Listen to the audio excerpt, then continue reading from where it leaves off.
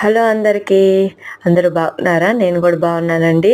ఈరోజు lemon do చేస్తున్నానండి. Lemon do అంటే నిమ్మకాయ రసం అండి. అది అందరికీ మన తెలుగు భాషలో నిమ్మకాయ రసం అంటారండి. అది చేస్తున్నాను. అది పెద్దవారికి ఎలా చేయాలి, చిన్నవారికి ఎలా చేయాలో 2 రకాలు చూపిస్తున్నానండి. ముందు మనము జ్యూస్ ఎలా చేసుకోవాలి అంటే రసం ఎలా చేసుకోవాలో చూద్దామండి.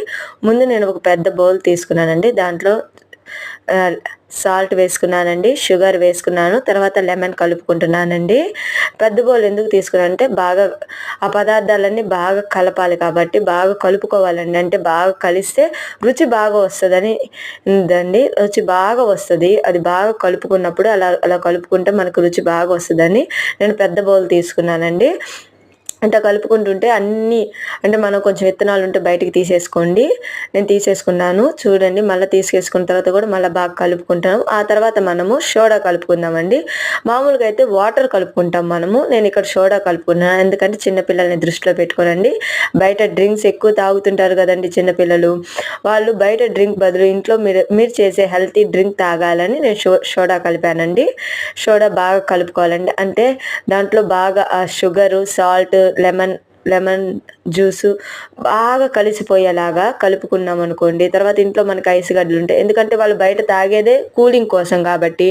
ఇప్పుడు మనం దీంట్లో ఐస్ గడ్డ వేసుకుంటే ఇది ఇంకా కూల్గా ఉంటుంది. పైగా సోడా కాబట్టి బాగా వాళ్ళకి తాగటానికి రుచికరంగా ఉంటుందండి. విటమిన్ సి ఉంటుంది. లెమన్లో విటమిన్ సి ఉంటుంది కాబట్టి వాళ్ళు తాగిన వాళ్ళకి ఎనర్జెటిక్గా ఉంటుంది. సాల్ట్, షుగర్, లెమన్ సి ఇది ఒక రకమైన ఎనర్జీ డ్రింక్ కూడా మనం చెప్పొచ్చండి.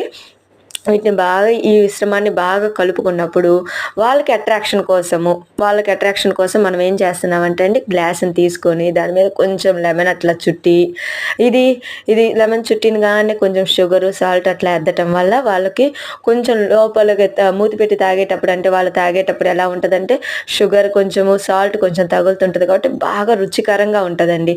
ఇప్పుడు ఈ లెమన్ డోని మనం పోసుకున్నాం. అలానే పెద్దవాళ్ళకు కూడా నేను ఎలా చేశానంటే అండి, ఇప్పుడు ఈ లెమన్ డో పోసుకుంటున్నాం కదండి, పెద్దవాళ్ళకి నేనేం చేశానంటే నిమ్మకాయని, పుదీనాని కొంచెం క్రష్ చేశానండి. క్రష్ చేసి ఇలానే లెమన్ డో దాంట్లో పోసానండి. అది కూడా మీకు వీడియో పెడతాను చూడండి.